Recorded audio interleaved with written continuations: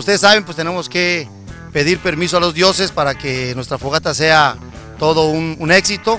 Entonces vamos a hacerle esta pequeña canción para que la fogata pueda encender muy bien. Agangue, agangue. Agangue, agangue. Agango, agango. Agango, agango. Encienda, que encienda la fogata. Que encienda la fogata. Fuego, fuego, ven ya. Fuego, fuego, ven ya. Que encienda la fogata. Que encienda la fogata. Fuego, fuego, ven ya. Fuego, fuego, ven ya. Que encienda la fogata. Que encienda la fogata. Fuego, fuego. Fuego, fuego. ¿Dónde, dónde? ¿Dónde, dónde? En la hoguera. En la hoguera. En la hoguera. En la hoguera. En la hoguera. En la hoguera. En la hoguera. En la hoguera. Muy bien, pues bueno, estamos ya iniciando con el encendido. Okay.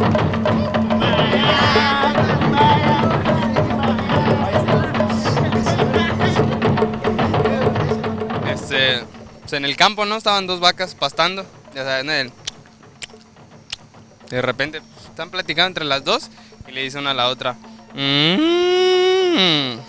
le contesta a la otra, pues si no me quieres creer, no me creas.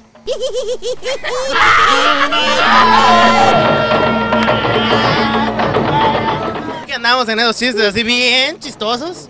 A ver, ¿qué es amarillo por dentro y negro por fuera? Amarillo por dentro y negro por fuera. Cuando está ya pasadito. Un pollito ninja. ¡Ah!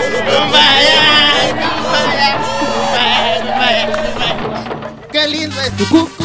Morena. ¡Qué lindo es tu cucu! Redondito y suavecito. ¡Qué lindo es tu cucu! ¿Qué más?